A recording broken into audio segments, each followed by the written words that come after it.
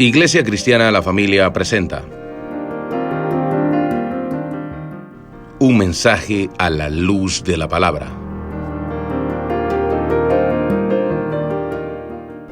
Con el pastor Bernardo Ríos. A continuación.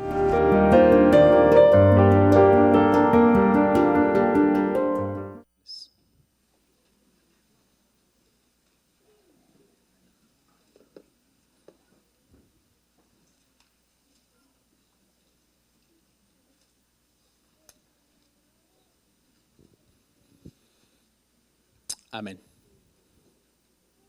Gloria a Dios. Juan capítulo 5 verso 1, leemos la palabra y dice de la siguiente manera. Después de estas cosas, había una fiesta de los judíos y subió Jesús a Jerusalén. Vamos a analizar hasta el 24, pero vamos a leer hasta ahí nada más y vamos a orar. Amén. Padre, te doy gracias por este privilegio tan grande, Señor, que tenemos en poder, Señor, reunirnos en esta mañana y poder, Señor, escudriñar las Escrituras, seguir adelante, Padre, seguir aprendiendo más de tu palabra y siendo edificados, Señor, por medio de tu Espíritu Santo, Señor, en esta mañana. Ayúdame, Señor, el día de hoy a ser claro, a ser preciso, Padre, en la enseñanza. Que como predicadores siempre podamos hablar con humildad, pero al mismo tiempo también con autoridad, tu evangelio, Señor. Yo soy débil, pero tu evangelio es poder para salvación, Señor, a todo aquel que cree, Señor. Gracias en Cristo Jesús. Amén. Amén. ¿Pueden sentarse? Yo creo que la caja está apagada, la caja de arriba.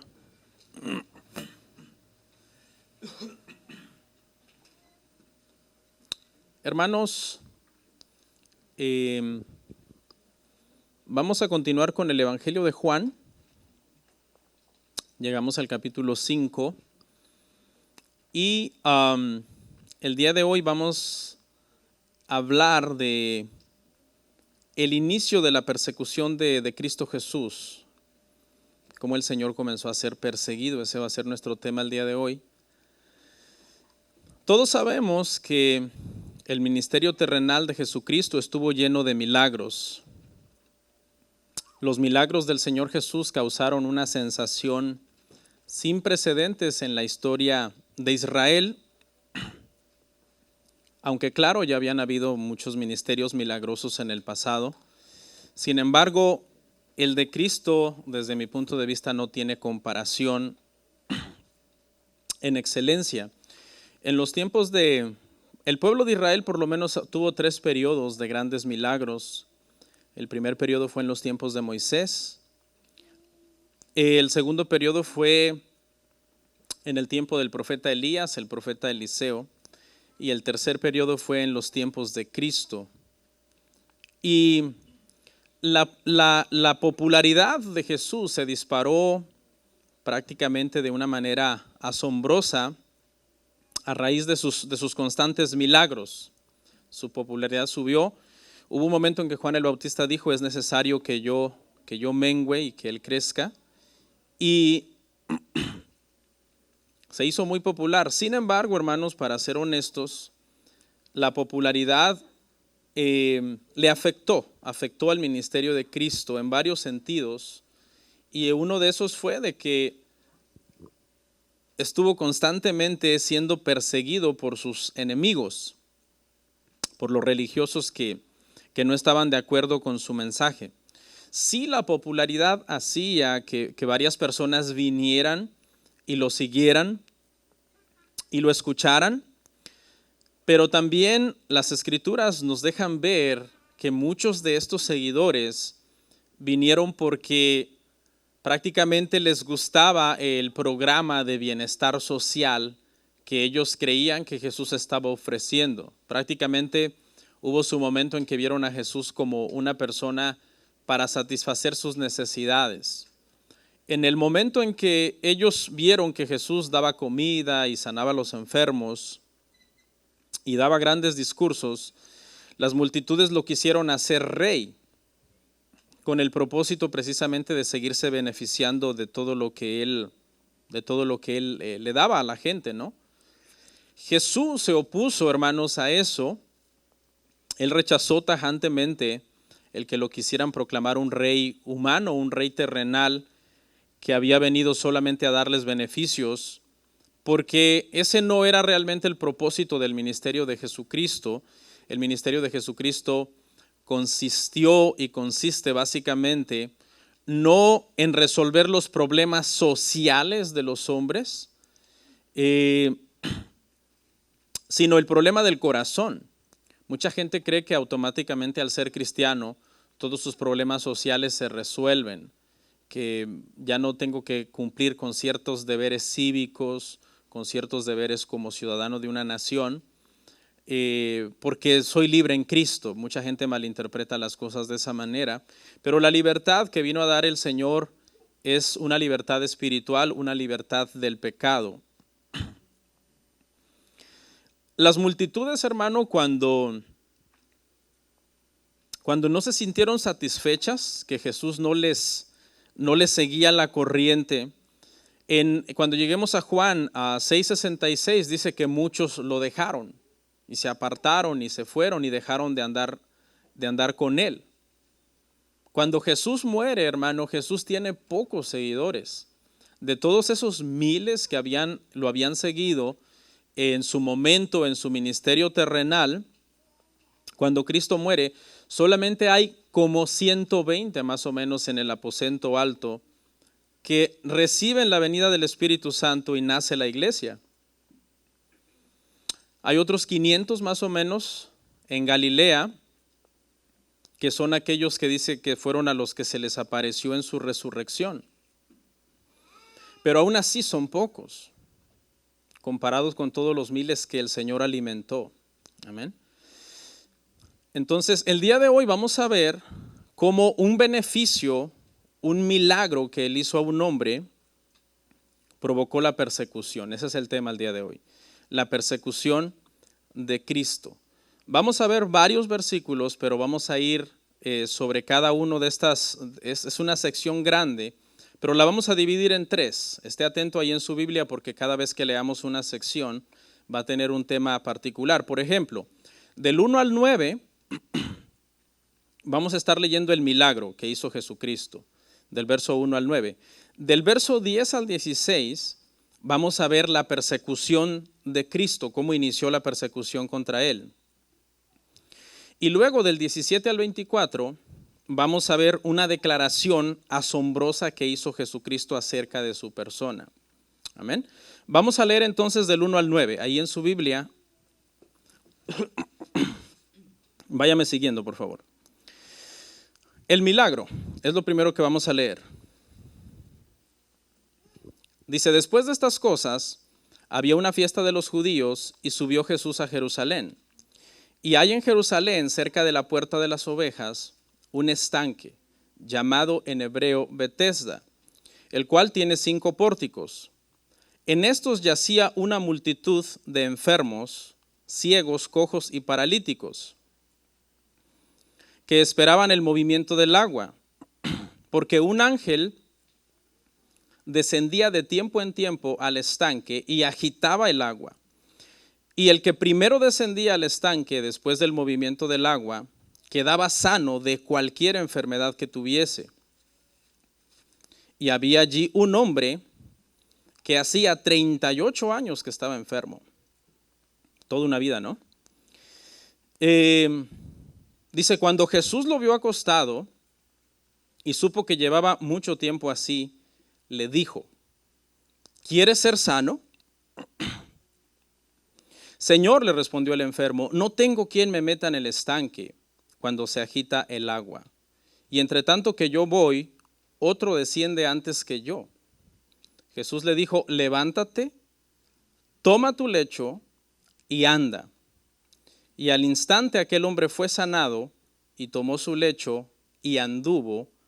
Y era día de reposo aquel día. Bueno, la primera frase que vamos a analizar, hermano, donde dice después de estas cosas, se refiere a lo último que vimos en el Evangelio de Juan. Lo último que vimos fue a Jesús haciendo aquel milagro de sanar al hijo de un noble, al hijo del siervo del rey, que estaba gravemente enfermo, estaba a punto de morir, y el Señor Jesús le dijo a ese hombre: ve, tu hijo vive. Sobre el ministerio de Cristo, hermanos, en Galilea, Juan registró solo ese milagro de ese hijo del rey que vimos la clase pasada. Pero el ministerio de Cristo en Galilea fue largo. Los sinópticos registran por lo menos las siguientes cosas: su rechazo en Nazaret, que está en Lucas 4:16 al 31, su largo recorrido de predicación, que está en Mateo 4:23 al 24, la liberación de personas poseídas por demonios, en Marcos 1:21 al 28, la sanidad de la fiebre de la suegra de Pedro, en Mateo 8:14 al 17, la sanidad de un leproso en Lucas 5:12, 16, y la sanidad de un paralítico que metieron por el techo. Se recuerda en Marcos 2, que lo metieron por un techo. Bueno, así de largo fue el ministerio de Jesús en Galilea. Pero Juan solamente nos mencionó un milagro, que fue la sanidad del hijo de este noble. Pero realmente fueron muchas cosas que Jesús hizo en todo ese recorrido en Galilea.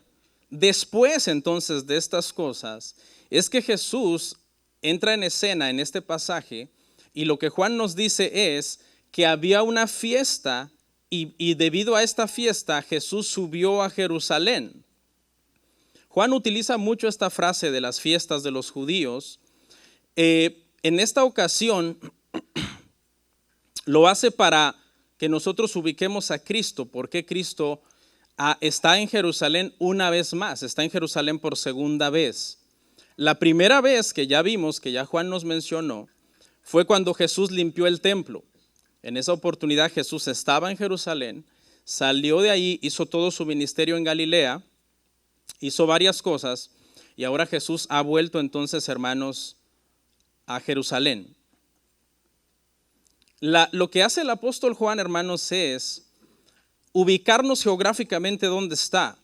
Porque si usted se da cuenta, dice, va prácticamente de lo más general a lo más particular. Dice, estaba en Jerusalén, estaba cerca de un estanque que se conoce como el estanque de Betesda, el cual queda ubicado más o menos donde hay una puerta que se conoce como la puerta de las ovejas, el cual tiene 5 pórticos.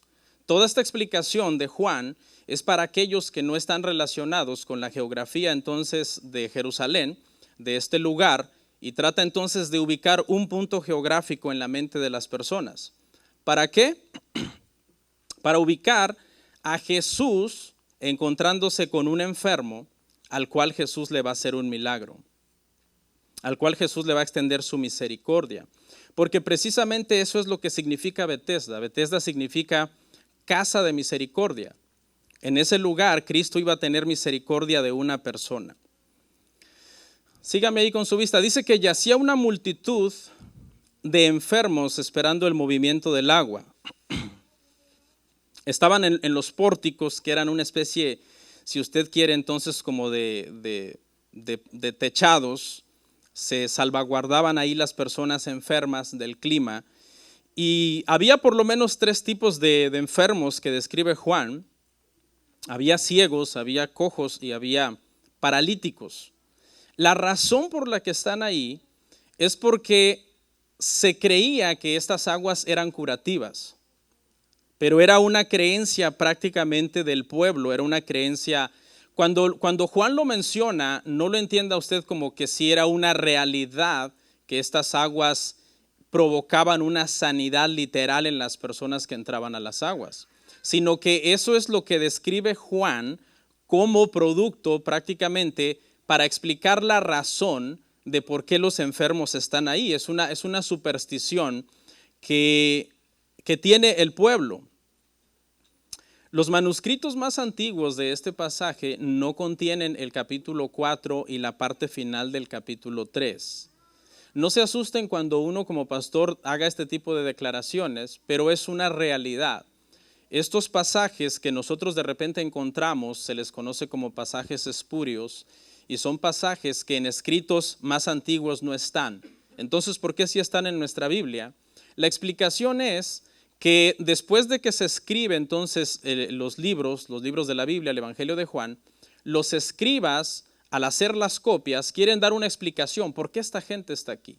Entonces ponen una nota marginal y la nota marginal dice entonces ¿qué es? Porque tenían esa creencia, en el pueblo había esa creencia. Si alguien tiene una Biblia de estudio reformada y usted va al comentario de este verso, le va a decir, este verso no aparece en los manuscritos griegos más antiguos. ¿Ok? Se le conoce como pasajes espurios. Ahora, no son de desechar porque no contradicen en absoluto el Evangelio. De hecho, en Juan 8 vamos a ver otro pasaje espurio. Juan 8 del 1 al 11, que es la historia de la mujer adúltera, que también en manuscritos más antiguos no está, y de repente entonces los escribas lo añadían como notas marginales explicativas. Amén. Entonces, pero por ahora no vamos a entrar ahí. Solamente quiero que entienda entonces que no es que la Biblia está diciendo que este estanque, de verdad estas aguas tenían este poder. El paralítico sí tenía esta creencia, porque esa era prácticamente la superstición que se manejaba dentro del pueblo. Si usted se da cuenta, Jesús no menciona en lo más mínimo este asunto de ángeles agitando el agua, para nada. En el Nuevo Testamento también ninguno de los apóstoles o escritores del Nuevo Testamento hacen mención de este lugar. Si de verdad existía este lugar tan milagroso y tan poderoso donde literalmente la gente se sanaba, estamos seguros que en alguna parte del Nuevo Testamento o algún otro escritor hubiera hecho mención de esto. Pero Cristo y los apóstoles entonces no hacen mención en lo absoluto. Juan, esta porción de Juan, donde aparentemente es Juan el que lo está diciendo, lo tenemos que entender que es una nota marginal de los copistas que lo añadieron después. ¿Con qué propósito? Con el propósito de explicar por qué los enfermos estaban allí. Esa es la razón de por qué entonces esto aparece aquí. Entonces copistas más posteriores, cuando llegan a este manuscrito y lo meten a copias posteriores, lo meten como si hubiera sido parte de lo que Juan escribió. ¿Okay? Un día vamos a entrar a estos temas de los pasajes espurios. Hay muchos pasajes espurios, por lo menos en la Reina Valera, que nosotros usamos y que nosotros los predicadores los predicamos tal y como si estuvieran en los más antiguos, porque no contradicen en absoluto el mensaje del Evangelio, ni lo alteran, ni lo dañan, ni lo afectan en lo absoluto. Pero quise aclararles esto, hermanos. Por ejemplo, Tertuliano, uno de los padres de la iglesia, a finales del siglo II más o menos, o a principios del siglo III, él hablando de este pasaje dijo que esto era una superstición que había en el pueblo. ¿Okay? Y esa es la razón por la que es porque los escribas entonces lo pusieron como una nota marginal, un copista posterior pensó que era parte de Juan y lo puso. Entonces, ¿cómo sabemos que no es parte de Juan? Porque el manuscrito que este copista usó con esa nota marginal, nosotros tenemos acceso a manuscritos más antiguos que ese, donde en ese más antiguo no está. Pero bueno, ya me tardé mucho aquí, solamente quise aclarar esto.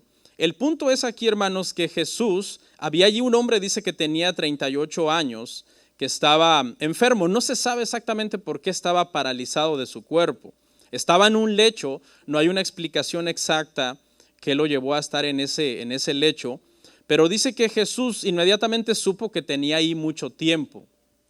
Y esto nos habla, ¿verdad, hermanos?, de la omnisciencia del Señor, de la cual venimos hablando desde siempre en Juan, de cómo él conocía el corazón de la gente, conocía todo sobre la samaritana, conocía todo sobre esos samaritanos que vinieron y se convirtieron también. Y el Señor, sabiendo que este hombre tiene allí mucho tiempo, le hace una pregunta, y la pregunta es: ¿quiere ser sano? En el pasado, en una teología un poco más errada, me enseñaron que el Señor lo que le preguntó era para ver si de verdad quería el milagro, porque según que hay gente que le gusta su condición de enfermedad. Entonces, que Cristo le estaba prácticamente preguntando: Bueno, pues no sabemos si quieres ser sano. A lo mejor estás enfermo porque no quieres ser sano. Pero la realidad es, hermanos, que la pregunta que Jesús le está haciendo aquí es porque Jesús le está diciendo, yo te puedo sanar. Jesús le está diciendo, ¿quieres ser sano? ¿Sí? ¿Quieres ser sano? No es que Jesús no sabe que Él quiere ser sano. Él quiere ser sano. ¿Cómo lo sabemos?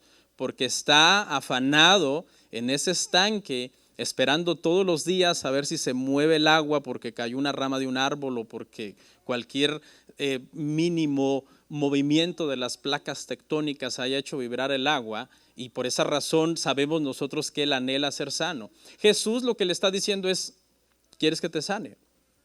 Eso es lo que le está diciendo el Señor. Es como si usted tiene hambre y alguien te pasa un pan y te dice, ¿tienes hambre? Y tú, no, pues es que no, sí tengo hambre, pero no hay nadie que me dé. Te estoy dando, te estoy ofreciendo el pan.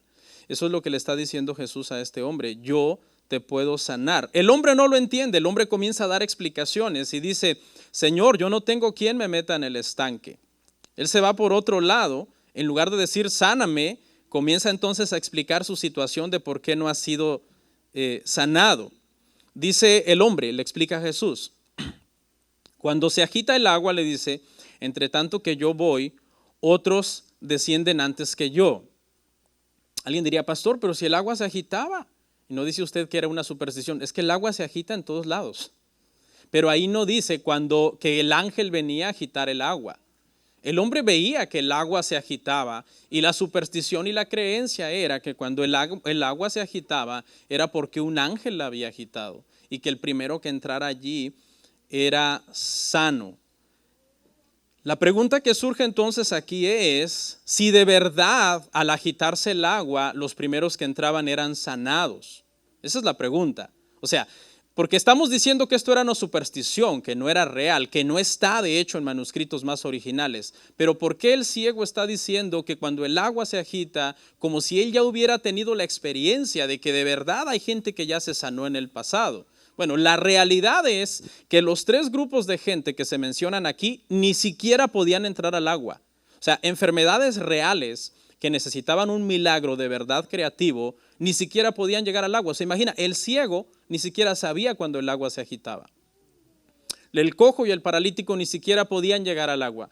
¿Qué podemos deducir de esto? Podemos deducir que quizás algunos con enfermedades menores que en algún momento vieron que el agua se agitó, quizás porque por alguna razón se agitó. El agua siempre se agita en todos lados, en el mar, en los ríos, máximo en los ríos, ¿no? En los lagos, en todos lados, aún por el viento el agua se agita. Lo que podemos pensar, hermanos, es que algunos se autosugestionaron, dijeron, me dolía la cabeza, caí el agua y ya no me duele la cabeza. Pero enfermedades reales que necesitaban un milagro creativo, que se pudiera comprobar que de verdad las aguas tenían ese poder de sanidad, ni siquiera podían llegar, hermanos, a las aguas. ¿Ok? Entonces, el comentario de este hombre, hermano, también nos deja ver su frustración. Le comienza a explicar a Jesús, pues que nadie me mete al agua, ¿acaso no ves? Es una forma también de decir, ¿qué pregunta tan tonta es esta? Claro que quiero ser sano, pero ¿acaso no ves que no me puedo mover? Este hombre está amargado, está sacando una amargura que tiene en su corazón debido a lo que le está pasando. Decíamos la semana pasada, ¿verdad, hermanos? Que no nos amarguemos cuando de repente Dios le place pasarnos por pruebas. Y esto que estoy diciendo se lo voy a probar cuando veamos la reacción de este hombre después de su sanidad, que no tiene el más mínimo interés en darle la gloria a Cristo, sino más bien hacerle daño a Cristo una vez que el Señor ya lo sanó. Está entonces sacando su frustración. Pero a pesar de eso y que Jesús conoce el corazón de este hombre, el corazón de este hombre es un corazón resentido, amargado y malagradecido. A pesar de eso, mire lo que le dice Jesús. Levántate, toma tu lecho y vete a tu casa. Los tres verbos son imperativos, son órdenes. Levántate, toma tu lecho y vete a tu casa. Y alguien diría, ¿y por qué está sanando Cristo a este hombre si conoce que su corazón es un corazón tan lleno de tantas cosas malas? Y la razón es porque este milagro tiene el propósito de demostrar su deidad. Cristo tiene el propósito de demostrar su deidad, como todos los demás milagros que ha hecho en el Evangelio de Juan. Y lo vamos a ver cuando avancemos un poco. Escuche lo que hizo este hombre. Al instante el hombre fue sanado y anduvo. ¿Ok? Entonces, aquí surge otra pregunta, porque también la teología falsa del movimiento de palabra de fe y del movimiento de decláralo, decrétalo, confiésalo y recíbelo, dicen que a veces lo que tú necesitas es primero tú actuar para que Dios pueda actuar después. Que Dios no hace las cosas porque tú no le has dado instrucciones para que las hagas o porque tú no las has creído. Entonces la pregunta es aquí, si el hombre se paró porque Cristo lo sanó y entonces se paró, o si Cristo lo sanó porque él obedeció en intentar pararse. No sé si me sigue. Una vez, hermanos, yo miré a una persona de esos que dicen, yo cuando predico y sano a todos los enfermos y libero a todos los endemoniados, estaba diciendo esta persona. No, a mí no se me va un endemoniado a casa ni un enfermo a casa, yo los sano a todos. Y entonces estaba una persona en silla de ruedas y le dijo, párese. No puedo, no es que tiene que pararse. Si quiere que el Señor la sane, tiene que pararse. Es que no puedo pararme. Que el Señor me sane para que yo me pueda parar. Y bueno, el hombre tomó a la señora, una señora ya grande de edad, la levantó, la señora le tronaron todos sus huesos y con mucha dificultad el hombre la anduvo prácticamente cargando así alrededor de las sillas de la iglesia. Y créalo que ahorita va a estar sana. La fue a sentar una vez más a la silla de ruedas y la señora nunca más se pudo parar de esa silla de ruedas. Entonces, estas personas, hermano, que trabajan así, prácticamente lo que enseñan es, no fui yo el que fallé, sino que fue la persona que no tuvo fe. Dios no pudo sanar a esta persona porque esta persona no tiene fe. Y no sé si usted lo ve, pero para mí esa es una de las mentiras más crueles que existen. Prometerle a una persona, Dios te va a sanar, y cuando la persona no se sane, que la persona se sienta culpable y que diga, pero ¿por qué entonces Dios no me sana? ¿Acaso Dios no me ama? ¿Por qué yo oigo de otras personas que supuestamente sí Dios las sana? Y cuando digo supuestamente, no es que no creo en milagros, pero no creo en esos famosos milagreros cuyos ministerios están llenos solamente de mentiras y falsedades. Y cuando se trata ya de comprobar si médicamente ha habido de verdad un milagro creativo sustancial que se pueda probar, siempre resulta que no, era una migraña, era un dolor abdominal por aquí. ¿Y cómo sabes que te sanaste? No, pues yo pienso que me sané, me sentía mal, ahora me siento bien. Entonces, disculpen que me alargue tanto en este asunto, pero creo que es bueno también que aclaremos que a este hombre se pudo parar porque Cristo lo sanó. Este hombre no tenía fe en Cristo, pero Cristo tiene el poder de sanar a quien Él le plazca. No estoy diciendo esto para que no tengamos fe en Cristo. Claro, nosotros debemos de creer en Cristo y tener fe en Cristo, pero Cristo nos puede sanar con fe o sin fe, porque Cristo es Dios. Ahora, a este hombre, por ejemplo, lo sanó sin fe, pero este hombre no habla en ningún momento la Biblia de que se haya convertido, de que haya nacido de nuevo. Al contrario, lo que vamos a encontrar aquí es una manifestación de malagradecimiento contra el Señor Jesucristo. Cierro esta parte entonces, hermano, diciendo que este hombre se pudo levantar porque Cristo lo sanó. Y no es que porque se pudo levantar, entonces Cristo dijo, bueno, hiciste tu parte, ahora yo te voy a sanar. Pero este es el milagro entonces, hermano. Y cierra la nota con algo bien importante, porque esto es lo que desencadena la persecución, y es que el milagro se hizo en un día de reposo. Con esto en mente vamos a leer del 10 al 16 sobre la persecución entonces de Cristo. Entonces los judíos dijeron a aquel que había sido sanado, es día de reposo, no te es lícito llevar tu lecho. Él le respondió, el que me sanó, él mismo me dijo, toma tu lecho y anda.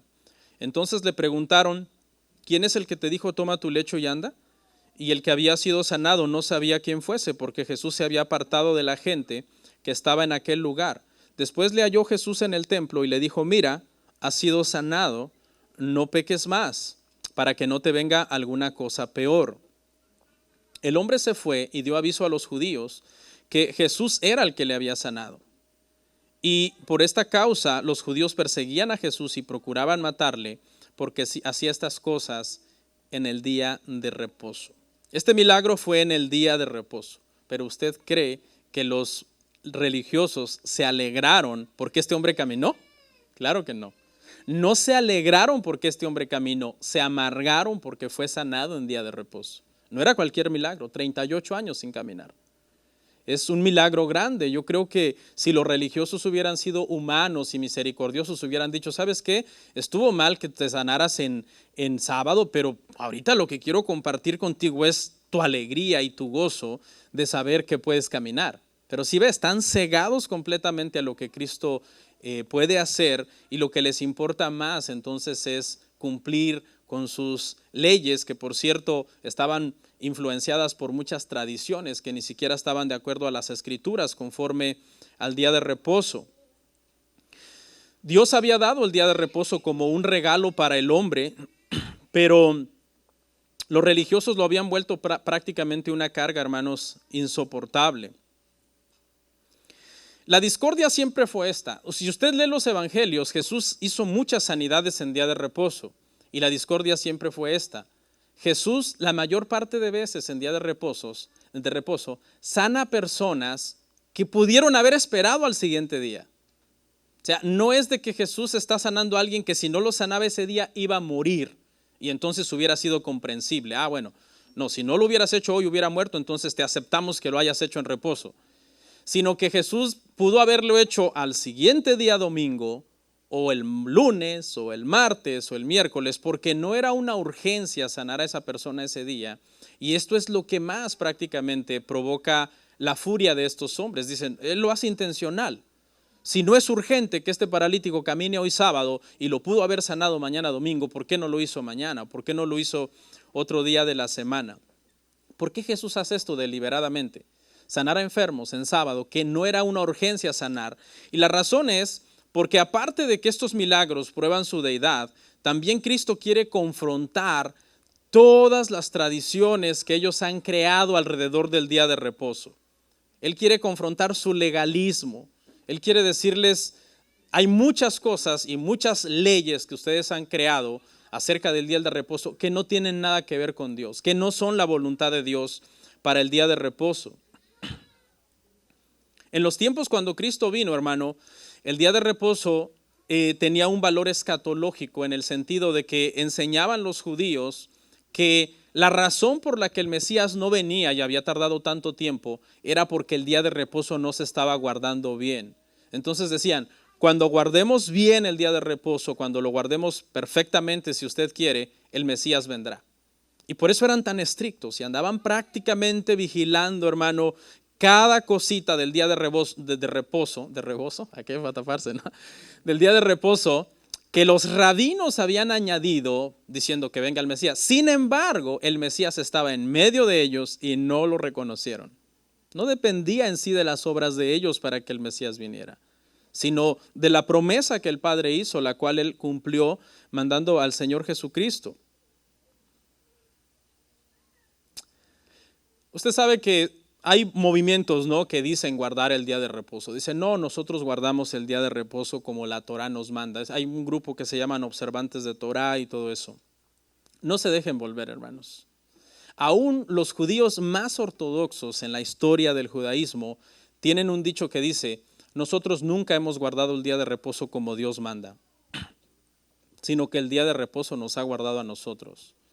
¿A qué se refieren? Se refieren a que con todas sus imperfecciones de no poder guardar el día de reposo perfectamente, sin embargo, el hecho de buscar de Dios o intentar acercarse a Dios y tener comunión con Él, por lo menos un día a la semana, ha ayudado a preservar su fe a lo largo de los siglos. Cada vez que usted, hermano, y se lo voy a dar como un consejo, mire, cada vez que usted oiga a un cristiano de un cristianismo ortodoxo, bíblico, en donde tenemos bien claro, hermano, que nosotros nos reunimos en el domingo como el día del Señor, porque ese día resucitó Jesucristo. Cada vez que usted oiga a un cristiano empezando a tener una tendencia de observar el Shabbat como la Torá manda, cuidado. Cuidado, eso es peligrosísimo. Es el inicio de comenzar a negar muchas doctrinas del cristianismo ortodoxo, entre las cuales está incluido negar la deidad de Jesucristo, que es la peor de todas, y cuyo propósito de este libro es el propósito de Juan, demostrar que Cristo es el Hijo de Dios y para que los que crean en Él, hermanos, tengan vida eterna. Yo siempre que oigo a un hermano, a un pastor, inclusive pastores o gente ya publicando los viernes cosas en su Facebook como Shabbat Shalom. Yo digo, uy, cuidado. Y son muchas cosas que ni saben, que ni siquiera están en las escrituras, sino que más bien vienen de la Mishnah, que la Mishnah es como, hay una creencia judía que enseña que hay dos leyes, la escrita que es la Torá y la oral que es la Mishnah. Y la oral consiste entonces en cosas que Moisés no escribió, pero que Dios se las dijo. Y entonces basado en esa ley oral, ellos dicen que prácticamente hay este escrito que enseña un montón de cosas sobre el sábado que hay que hacer. Pero a decir verdad, las escrituras no hablan, hermano, nada de eso. Jesús rechazó todas las posturas rabínicas acerca del judaísmo, todas. Porque ellos, hermano, habían tergiversado. Por ejemplo, lo que prohíbe el sábado es trabajar. Eso es lo que prohíbe. Prohíbe que trabajes con el propósito de que tengas comunión con Dios. Pero entonces, algunas cosas que aplicaban, por ejemplo, si usted era comerciante, usted se dedicaba a vender semillas. ¿Ok? Ese era su trabajo. Entonces usted debía de parar de vender ese día, porque ese era el trabajo de usted. Pero los rabinos comenzaron a tratar de enforzar esos mandamientos a todo mundo. Ustedes no pueden hacer nada, ni tocar dinero, ni comprar, ni vender, ni nada. No, es que eso era para los comerciantes. Usted puede ver estas citas, por ejemplo, en Nehemías 13, 15 al 18 y en Jeremías 17, 21 al 22. De que los comerciantes estaba prohibido que comerciaran. ¿Por qué? Porque ese era su trabajo. Tenías que cesar de tu trabajo para dedicarte a tener comunión con Dios. Pero esa ley se la querían aplicar entonces a todo mundo. Le dicen, en el día de reposo no te es lícito llevar tu lecho. Repito, la prohibición no venía de las escrituras, venía prácticamente de los rabinos. Y estas personas estaban más preocupados entonces por las reglas humanas que por el milagro que este hombre había recibido. El hombre contesta, el que me sanó me dijo, toma tu lecho y anda. Este hombre también, ¿verdad, hermanos? En lugar de salir corriendo a su casa, se queda ahí a platicar con estos religiosos. Se sintió sorprendido. Este hombre es muy religioso y siente que, ay, me sané, pero me cacharon. Y se le olvida su milagro, ¿no? Y se pone, en lugar de brincar de gozo, irse a su casa y celebrar con su familia, se pone a darle explicaciones a estos religiosos. Quizás, basados en Juan 9, ¿qué tiene miedo? La expulsión de la sinagoga. Porque en Juan 9 Jesús sana a un ciego de nacimiento y el ciego de Juan 9 no tiene el más mínimo miedo. Este hombre tiene miedo. Este hombre quiere complacer a los religiosos, quedar bien con ellos, no con Cristo que lo acaba de sanar, sino con ellos. El ciego de Juan 9 no tiene la más mínima intención de complacerlos a ellos, sino de complacer a Cristo. Y no le importa que lo expulsen de la sinagoga. Lo vamos a ver cuando lleguemos ahí. Pero este hombre, fíjese lo que hace. ¿Quién te dijo que te lo llevaras? El que me sanó. Le echa la culpa a Cristo. Le pasa la responsabilidad prácticamente a Cristo. Es decir, yo llevo mi lecho, sé que estoy mal, que no debería de estarlo haciendo de acuerdo a la tradición rabínica, no de acuerdo a las escrituras. Pero no es culpa mía, es culpa del que me sanó. Él me dijo, lleva tu lecho. Y ellos le preguntan, ¿quién es el que te dijo eso? ¿Quién es el que te dijo, toma tu lecho y anda? Y el hombre no sabe. El hombre no sabe quién es. Dice, no sé quién es. Porque la aproximación fue prácticamente de un extraño que lo sanó y se fue y no hubo entonces ninguna conversación. ¿Qué pasó? Que después Jesús lo halló en el templo a este hombre. Y Jesús le dijo, no peques más para que no te venga alguna cosa peor. Y ahí el hombre identificó entonces que había sido Jesús el que lo había sanado. Quiero explicar esta frase, vete y no peques más para que no te venga alguna cosa peor, que está un poquito, que se puede malinterpretar.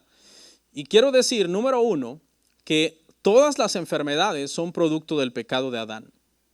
Todas las enfermedades son producto del pecado de Adán, sea grave, sea pequeña, sea curable, sea incurable, todas las enfermedades. Pero no todas son producto de un pecado específico. No todas las enfermedades son producto de un pecado específico y hay enfermedades que son producto de un pecado específico. Por ejemplo, una persona que comete el pecado de ser un alcohólico puede recibir por su pecado específico una enfermedad específica, cirrosis hepática si usted quiere. ¿Okay? Pero también es cierto que a una persona abstemia que nunca ha tomado alcohol le puede dar cirrosis hepática. ¿Es cierto? Eso es verdad. Inclusive yo he escuchado testimonios sorprendentes de que el marido tiene 40 años fumando, sus pulmones están como si tuviera 15 años de edad, su mujer nunca ha fumado y tiene cáncer de pulmón. Y tú dices, ¿cómo es eso? Bueno, porque todas las enfermedades son producto del pecado de Adán. Y por el simple hecho de ser descendientes de Adán, ya estamos sujetos a enfermedad, envejecimiento y muerte. Son 3 cosas que por ley vendrán a nuestra vida. ¿Ok? Pero hay pecados específicos que pueden generar enfermedades específicas. Le explico esto porque parece que este hombre había estado paralítico debido a un pecado específico. Y es en este sentido entonces que Cristo le está diciendo, vete y no peques más para que no te venga alguna cosa peor. No sabemos qué pecado, porque también tenemos que entender que tenía 38 años en un lecho. No sabemos qué pecado había sido, el que quizás había generado esta situación en él. ¿Okay? En este sentido, tiene sentido decirle a alguien, vete y no peques más. O sea, entonces lo voy a ejemplificar. Entonces, si Cristo sanara a una persona que tiene cirrosis hepática por ser alcohólico, y Cristo le dice, vete y no peques más, ¿qué le está diciendo? Vete, ya no tomes. Pero ¿le puede decir Cristo lo mismo a una persona que también fue sanada de cirrosis hepática, abstemia, que nunca ha tomado? Claro que no. Porque su enfermedad, no es el producto de un pecado específico, sino es producto del pecado de Adán prácticamente. Aunque el consejo de irnos y no pecar más siempre viene a modo, porque entre más nos alejemos del pecado, mejor. Pero mire lo que hizo este hombre. Se fue, dio aviso a los judíos de que Jesús era el que lo había sanado. 38 años sin caminar. Sus primeros pasos los usa para ir al templo. Qué bueno, gloria a Dios. Pero luego utiliza sus pasos para ir a denunciar a Jesús, para ir a acusarlo prácticamente delante de los religiosos y decir, oh, ya sé, hace rato me preguntaron que quién era, no sabía yo, pero ahora ya sé, fue Jesús. Este hombre, hermanos, es uno de los hombres más ingratos de todas las escrituras, de los más malagradecidos que podemos ver, hermanos, en todas las escrituras. Su lealtad, antes que a Jesús que lo sanó, su lealtad es a los judíos religiosos que lo están confrontando por su sanidad. Él prefiere venir a rendir cuentas ante ellos en lugar de rendirle adoración a Cristo, como aquel ciego que también Cristo lo encontró, se acuerda después, y le dijo Jesús, ¿crees en el Hijo de Dios, crees en el Mesías? Y el hombre dijo, ¿quién es para que yo crea en él? Yo soy el que habla contigo, y se postró y lo adoró. La reacción de este hombre es muy diferente. Va más bien entonces a acusar al Señor Jesucristo delante de los religiosos. Dice, por esta causa los judíos procuraban matar a Jesús por hacer estas cosas en sábado. Los judíos no habían identificado bien a Jesús, pero gracias entonces a este hombre ingrato, ahora ya saben que Jesús es entonces el foco de ataque sobre el cual se van a lanzar, que fue el que hizo este milagro en un sábado. Amén. Y aquí entonces, hermano, inicia esta persecución contra Jesús. Y cuando los judíos lo confrontan, él hace una declaración muy grande, que es con la que vamos a terminar, leyendo del verso 17 al 24, que trata entonces sobre esta declaración que Cristo hace a los judíos cuando lo vienen a perseguir. Dice, y Jesús les respondió, mi Padre hasta ahora trabaja y yo trabajo. Por esto los judíos aún más procuraban matarle, porque no solo quebrantaba el día de reposo, sino que también decía que Dios era su propio Padre, haciéndose igual a Dios. Respondió entonces Jesús y les dijo, de cierto os digo, no puede el Hijo hacer nada por sí mismo, sino lo que ve hacer al Padre, porque todo lo que el Padre hace, también lo hace el Hijo igualmente. Porque el Padre ama al Hijo y le muestra todas las cosas que Él hace, y mayores obras que éstas le mostrará, de modo que vosotros os maravilléis. Porque como el Padre levanta a los muertos y les da vida, así también el Hijo a los que quiere da vida. Porque el Padre a nadie juzga, sino que todo el juicio dio al Hijo, para que todos honren al Hijo como honran al Padre. El que no honra al Hijo no honra al Padre que le envió. De cierto os digo, el que oye mi palabra y cree al que me envió, tiene vida eterna y no vendrá condenación, mas ha pasado de muerte a vida. ¿Cuál es la declaración? ¿De qué estamos hablando? ¿De qué declaración? Bueno, a lo largo del Evangelio se han venido haciendo declaraciones muy grandes, muy fuertes. Juan, desde el capítulo 1, verso 1, declaró tres cosas, ¿no? Que Cristo era eterno, que Cristo estaba con Dios en la eternidad y que Cristo es Dios. Eso lo dijo Juan, eso no lo dijo Cristo. Pero ahora ha venido ya entonces el mismo Cristo haciendo declaraciones, como por ejemplo a la samaritana le dijo, yo soy el Mesías. Y los samaritanos dijeron, tú eres el Salvador del mundo. Pero es que todavía hay una declaración más grande que esas dos declaraciones. Y es la declaración donde Cristo dice, yo soy Dios, yo soy igual que Dios. Somos iguales en deidad con el Padre. Hijo de Dios por naturaleza, no por creación, no por adopción como nosotros, que somos hijos de Dios o por naturaleza o por adopción, por creación o por adopción, pero Cristo es, hermanos, por naturaleza. Cristo es Dios en carne. Vamos a ver 5 cosas en este último punto, hermano. Este último punto acerca de la declaración de Cristo. Y está tan claro que Cristo es Dios en este pasaje. Y por eso el título es una declaración sorprendente. La primera, Jesús es igual al Padre en cuanto a persona. Mire, la frase que vamos a usar para esta afirmación es, mi Padre hasta ahora trabaja y yo trabajo. ¿Y qué significa esto? Lo que Cristo está diciendo es que la restricción de no trabajar en sábado, cuando el Señor la dio para los hombres, no para sí mismo. Dios no necesita descansar, somos conscientes de eso, ¿verdad? Cuando Dios hace la creación en Génesis y están los 6 días de creación y Dios descansa el séptimo día, no es porque Dios está cansado, eso lo sabemos. Lo que quiere decir es que simplemente cesó su obra, terminó de crear y entonces paró de trabajar.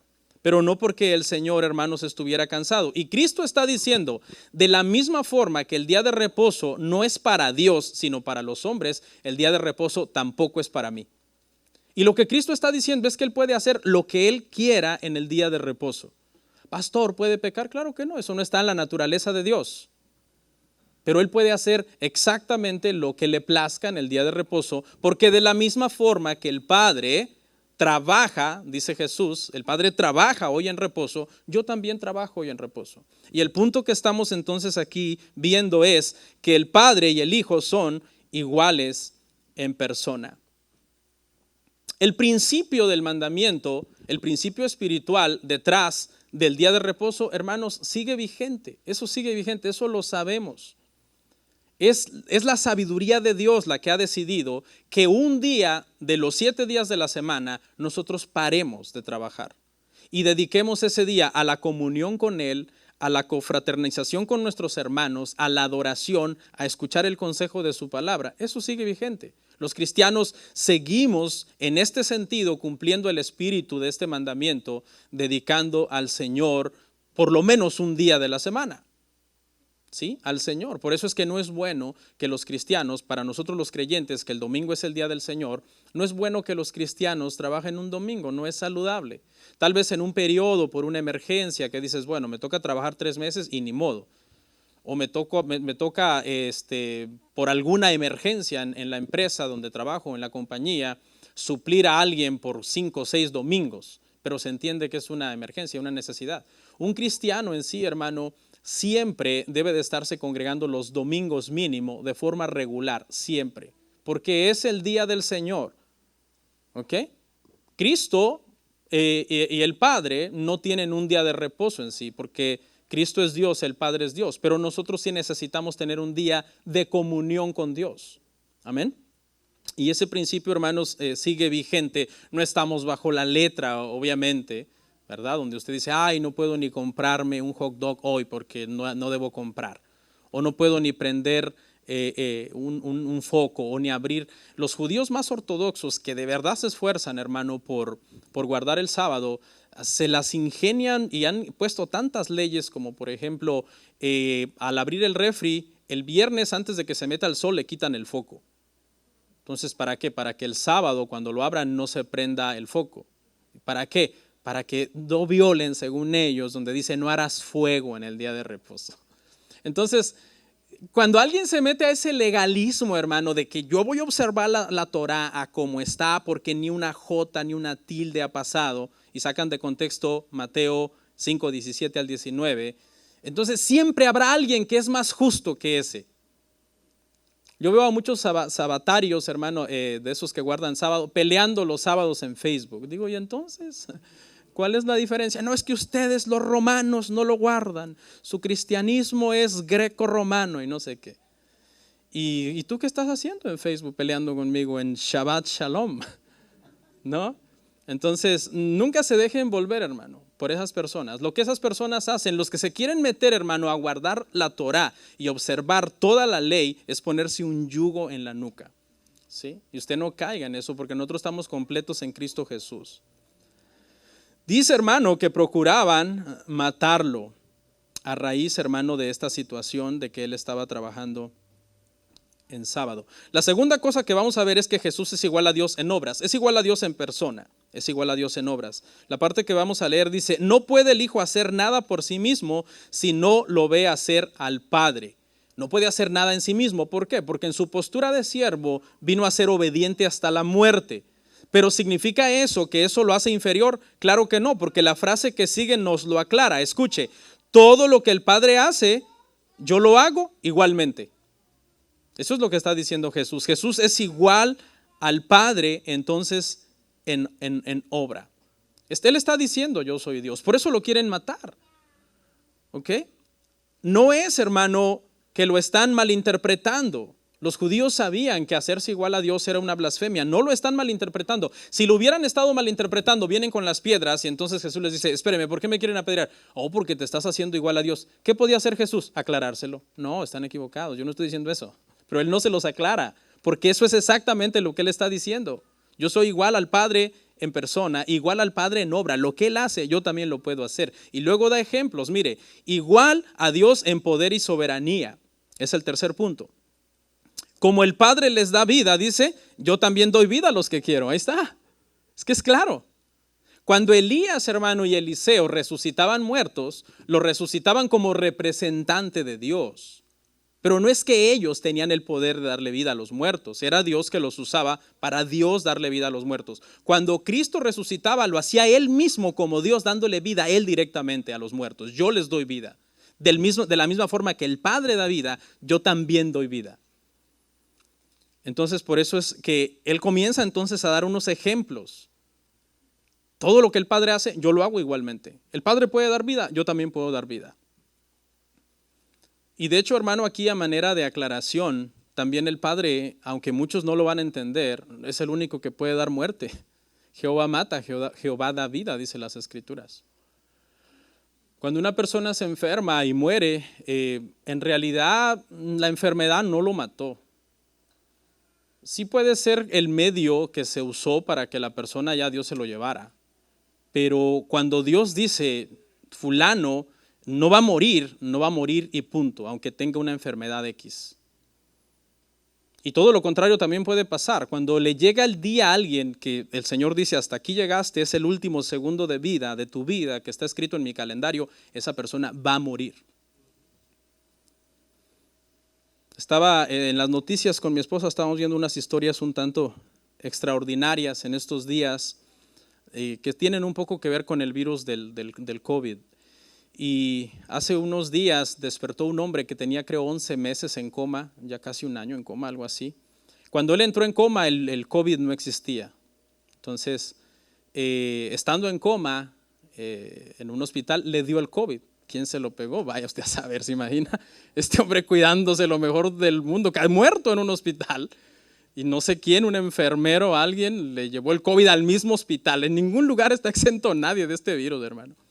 Y entonces le da el COVID estando en coma, se sana del COVID y cuando despierta él no sabe nada y le dicen, pues estamos en medio de una pandemia. ¿Cómo? ¿Cómo es eso? ¿Se imagina? Es una historia extraordinaria, ¿no? Venció el COVID prácticamente estando en coma y se despertó en esta pandemia y ahora le tienen que explicar, esto ha pasado, que los chinos se comieron un murciélago y vaya usted a saber cuántas teorías de conspiración hay alrededor de esto. Esa es una historia extraordinaria. Pero también hace unos meses atrás leí otra y es que cuando se reabrió la escuela en un estado, no recuerdo el estado, los padres de una jovencita decidieron no enviarla en persona, dijeron no, que se quede en línea, es más seguro que esté aquí en casa, que se quede en línea y no la enviaron en persona. Y entonces la chica se quedó en sus clases en línea, pero el cuarto, el área de la casa donde estaba su escritorio y su compu y todo, donde ella trabajaba, como que colindaba muy cerca de la calle. Y entonces un hombre perdió el control en la calle, entró con el auto y la mató, donde estaba tomando sus clases en línea.